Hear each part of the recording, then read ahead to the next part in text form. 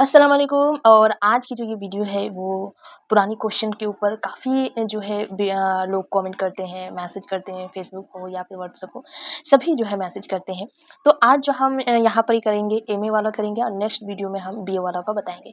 लेकिन एक ही हम सिंपल बताएंगे, आप लोग उसी तरह बाकी जितने हैं चाहे यहाँ पर ही मैं अभी MUD 002 को बताऊँगी, साथ ही साथ आप इसी तरह जो है MUD 001 से लेके जितने फर्स्ट ईयर, सेकंड ईयर जितनी बुक है उस सभी में यही तरीका जो है अपना सकते हैं, है ना? क्योंकि अभी देखिए अगर देखा जाए तो आपके पास जो है 1 मंथ के एग्ज़ाम के लिए सिर्फ़ और सिर्फ़ 1 मंथ टाइम है ना? तो इसमें काफ़ी लोगों को सिर्फ़ वक़्त नहीं मिला होगा और या फिर यही 1 मंथ में पूरी सिलेबस को कंप्लीट करना है। तो काफ़ी लोग मैसेज करते हैं कि कुछ ऐसा सवाल बता दीजिए जो वही पढ़ेंगे और उससे पूरा सिलेबस जो है कंप्लीट हो जाएगा। तो उसी को मैं एक बताने की कोशिश करूँगी, आप लोग अगर फ़ॉलो कर सकते हैं तो कीजिएगा। ज़्यादातर क्वेश्चन जो है रिपीट होते हैं तो मैं यही सलाह भी देती हूँ, अगर क्वेश्चन रिपीट हो रहे हैं तो ओल्ड क्वेश्चन को ही पढ़ लीजिए, तो आपका मैच हो जाएगा। चलिए देखते हैं।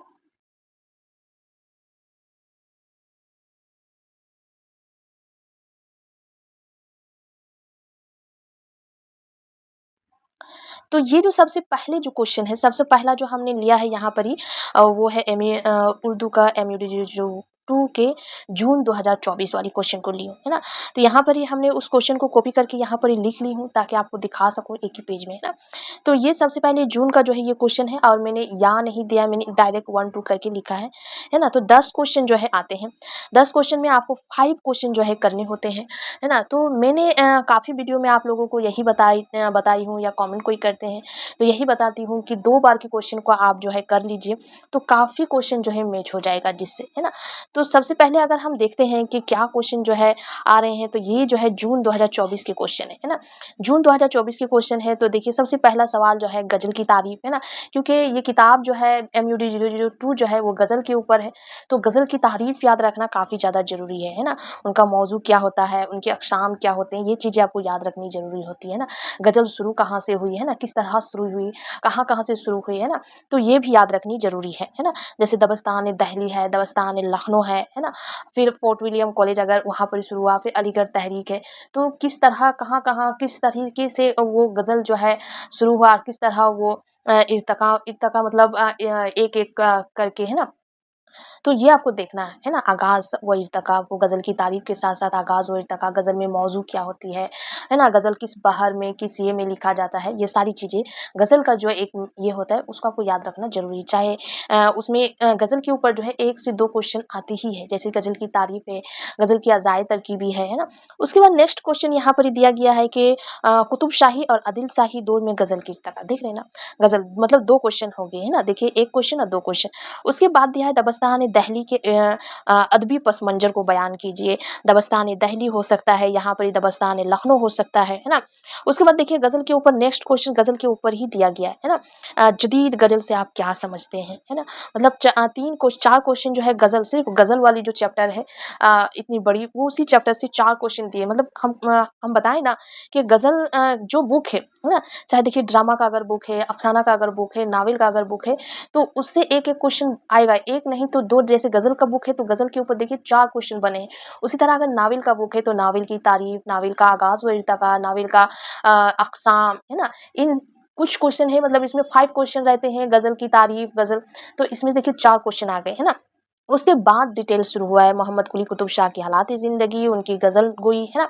उनकी गज़ल गोई, याफ़िज़ सौदा की गज़ल गोई, गालिब की गज़ल गोई, हज़रत मोहानी की गज़ल गोई, बहादुर शाह ज़फ़र की गज़ल गोई, है ना?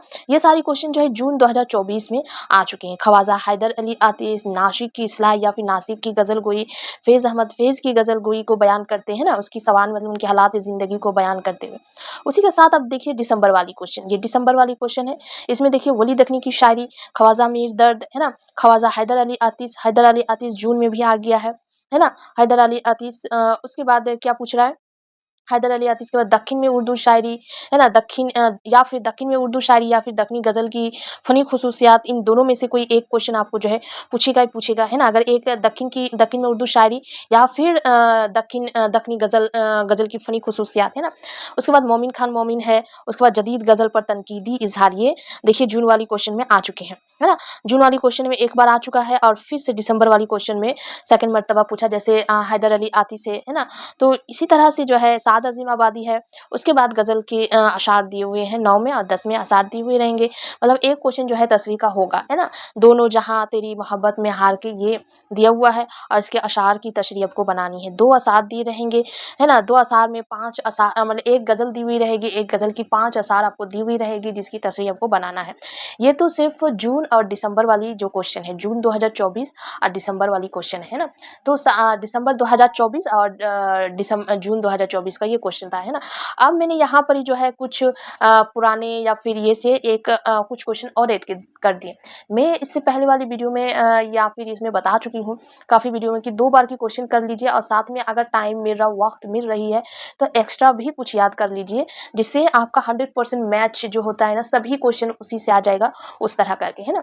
तो ये था, देखिए 2 क्वेश्चन था जून और दिसंबर का, जिसमें से 2 क्वेश्चन जो है आपका मैच हो जा रहा है ना। 2 क्वेश्चन जो है आपका मैच हो रहा है। तो 2 क्वेश्चन को अगर हम रिमूव कर देते हैं, है ना, 2 क्वेश्चन को अगर रिमूव कर देते हैं तो जिसमें से 10-10 20 था तो 18 हो गया।